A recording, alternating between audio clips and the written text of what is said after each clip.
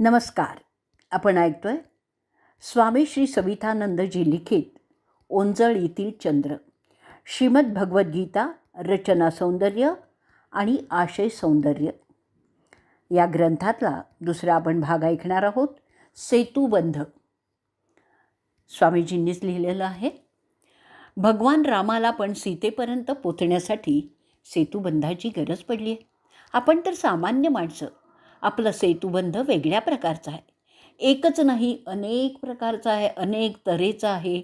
ऋणानुबंधांपासून सुरुवात करून सहकार सेतू, सहयोग सेतू, सेवा सेतू, परोपकार सेतू, आशीर्वाद सेतू, कृतज्ञता सेतू, असे कितीतरी सेतू लागतात एखादं कार्य पार पाडायला ना.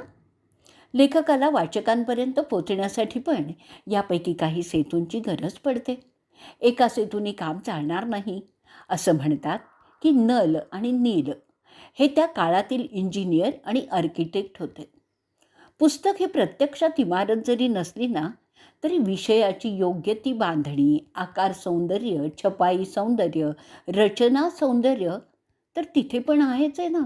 आणि त्या दृष्टीने तुमच्या हाती असलेल्या या पुस्तकाच्या निर्मितीत लेखक आणि वाचकातील सेतूसाठी अनेकांचे हातभार लागलेले आहेत. सहकार मिळालेला आहे, सेवा मिळालेली आहे, सहयोग मिळाला आहे, आशीर्वादही मिळालेला आहे.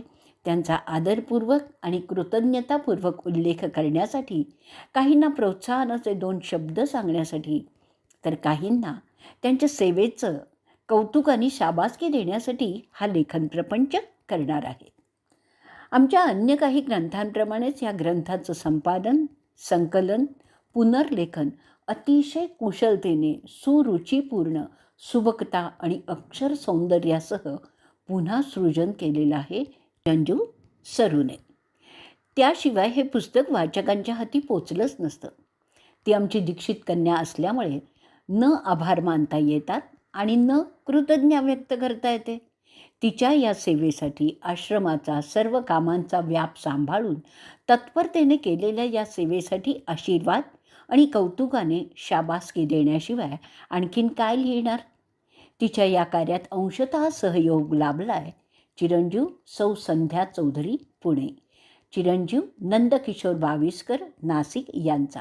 हे दोघे पण आश्रमाचे दीक्षित साधक, त्यामुळे त्यांच्यासाठी पण वरीलप्रमाणेच भाव अभिव्यक्त. पुस्तकाचं DTPचं काम सुंदररित्या आणि अगदी दिलेल्या वेळेत करून दिलं नाशिकच्या श्रीयुत चंद्रशेखर परदेशी यांनी. आपली नोकरी, आपला प्रपंच सांभाळून पण सांगितलेल्या वेळेत काम पूर्ण केलं, ही खास कौतुकाची गोष्ट आहे. सद्ग्रंथांच्या वाचनाची आवड असूनही वाचण्यासाठी पुरेसा वेळ मिळत नाही, ही त्यांची खंत. आणि म्हणूनच वाचनाची ती हौस भागवण्यासाठी एक पंथ दो काज या उक्तीप्रमाणे सद्ग्रंथाच्या DTPचं ते कार्य श्रद्धेने, हौसेने आणि मनापासून करतात. त्यांच्याशी सतत संपर्क करण्याची, त्यांच्याशी आमचा परिचय करून देण्याची आणि त्यांच्याकडून हे कार्य वेळेवर करून घेण्याची जबाबदारी सांभाळली नाशिकचेच श्रीयुत नीलकंठ शिंदे आणि नंदकिशोर बाविस्कर यांनी. या पुस्तकाच्या DTPच्या नंतरचं शुद्ध लेखनाचं तपासण्याचं काम वैद्य निखिल कलगीकर यांनी केलं आहे. पुस्तकासाठी सुंदरसं मुखपृष्ठ करून दिलं आहे नागपूरच्या अगदीच तरुण उगवता कलाकार, ग्राफिक डिझायनर श्रीयुत शुभम बोकडे यांनी. आपल्या कल्पनेनुसार, आमच्या इच्छेप्रमाणे हे मुखपृष्ठ शुभम बोकडे यांच्याशी सतत संपर्कात राहून आवश्यक त्या सूचना देत, हवी ती सुधारणा करून घेत आम्हाला हवं तसं मुखपृष्ठ करवून घेतलं आहे. ते नागपूरच्या कपिल चांद्रायण यांनी आहे. शिवाय ग्रंथप्रकाशनासाठी आवश्यक ते आर्थिक नियोजन आणि अन्य व्यवस्थापन सेवाभावी वृत्तीने आदरपूर्वक सांभाळली आहे. पुस्तकाची व्यवस्थित सुंदर छपाई केली ती सांगलीचे श्री भुवनेश्वरी प्रिंटिंग प्रेसचे अमोल कुलकर्णी यांनी. कागद निवडीपासून पुस्तक निर्मितीचं सर्व काही कार्य त्यांनी यातून स्वतःसाठी अर्थार्जन न करता सेवाभावी वृत्तीने केलं आहे. मा भुवनेश्वरी त्यांच्यावर कृपा आशीर्वादाचा वर्षाव करो, ही तिच्या चरणी प्रार्थना. कुठलंही कार्य नीट पार पाडायला पडद्यामागे राहून मूकपणे काम करणाऱ्या सेवाभावी कार्यकर्त्यांची आवश्यकताच असते. ते कार्य केले सांगलीचेच आश्रमाचे दीक्षित साधक श्रीयुत राजेंद्र घाटगे आणि श्रीयुत महेश वसगडेकर यांनी. कोणत्याही मंगल कार्यासाठी मंगल कलश हा लागतोच. सुंदर मंडपासाठी तितकं सुंदर प्रवेशद्वारही लागतं. सुंदर फोटो आणखीन सुंदर दिसावा म्हणून तशीच सुंदर फ्रेमही लागते. रत्नाला शोभेसं कोंदणही लागतं. गणपती स्थापनेच्या वेळी सुंदर आरास महिरप लागते. तसंच पुस्तकासाठी छानशी प्रस्तावना लागते. अत्यंत व्यस्ततेत वेळ काढून परम आदरणीय महामहिम श्रेष्ठ प्रवचनकार तितके श्रेष्ठ समाज मार्गदर्शक असे स्वामी श्री गोविंद देवगिरी महाराज श्रींनी अतिशय अप्रतिम सुंदर प्रस्तावना लिहून दिला. इथे एक आमचा कटू अनुभव सांगतो. काही वेळा प्रस्तावना लिहिणाऱ्या व्यक्तीला आपल्या अहंकारापोटी आपण काय लिहायला हवं आणि प्रत्यक्षात काय लिहिलं गेलं आहे याचं भान नसतं. बासुंदीला लसणीची फोडणी दिल्यासारखंच आहे. सुंदर बगीच्याला प्रवेशद्वारापाशीच उकिरड्याच्या ढिगासारखी प्रस्तावना लिहितात. असो, पूज्यपाद स्वामीजींनी या पुस्तकाला लिहिलेली प्रस्तावना लेखकाला पुरस्कृत केल्यासारखीच आहे, प्रोत्साहित करण्यासारखीच आहे. त्यांच्या कधीही न फिटणाऱ्या ऋणाचा कृतज्ञतापूर्वक स्वीकार. हे पुस्तक वाचकांपर्यंत पोचण्यासाठी सर्व बाजूने सर्व तऱ्हेने धडपडणारा, पुस्तकाच्या विषयाची सुंदरशी ओळख तोंडोळख करून देणारा आश्रमाचा उत्साही साधक, उमदीकर भाऊसाहेब महाराजांच्या मठाचा विनम्र सेवक, वयाने लहान असूनही अतिशय अभ्यासू कुशल वैद्य योगेशच्या उल्लेखा वाचून ही प्रस्तावना अपूर्णच राहिली असती. आणि सर्वात शेवटी वाचकांचे आभार.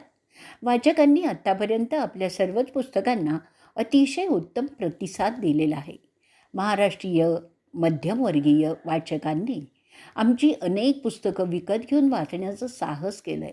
स्वतः वाचलं, आवडलं म्हणून इतरांनी वाचावं यासाठी विकत घेऊन मित्रमंडळींना, नातेवाईकांना भेट म्हणून दिलेल्या वाचकांच्या या परमस्नेहाचं कोणत्या शब्दात आभार मानावेत. माऊली ज्ञानेश्वरीत म्हणते, वक्ता तो वक्ता नव्हे श्रोतू वीण. त्याच चालीवर म्हणायचं तर लेखक तो लेखक नव्हे वाचका वीण. या सर्व प्रस्तावनेचं सार पुढील एका छोट्या गोष्टीतून. युरोपियन दक्षिण आफ्रिकेतील एका खेड्यात गेला. काही दिवस तिथेच राहिला. एके दिवशी त्यांनी बाजारातून खूपशी आणि उत्तम मिठाई खरेदी करून आणली.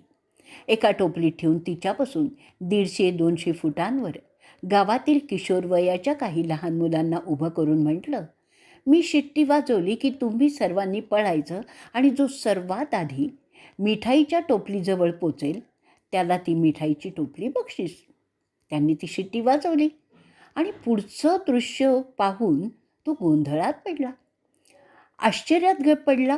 कारण सर्व मुलांनी एकमेकांचे हात धरले आणि सर्वजण एकाच वेळी पळाले, एकाच वेळी पोचले.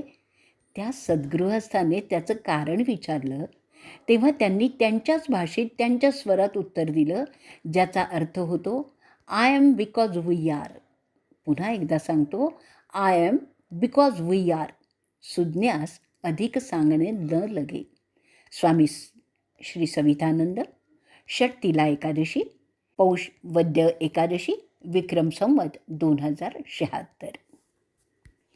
उद्याच्या भागात आपण ऐकणार आहोत सेतुबंधनात एका खारीचा वाटा.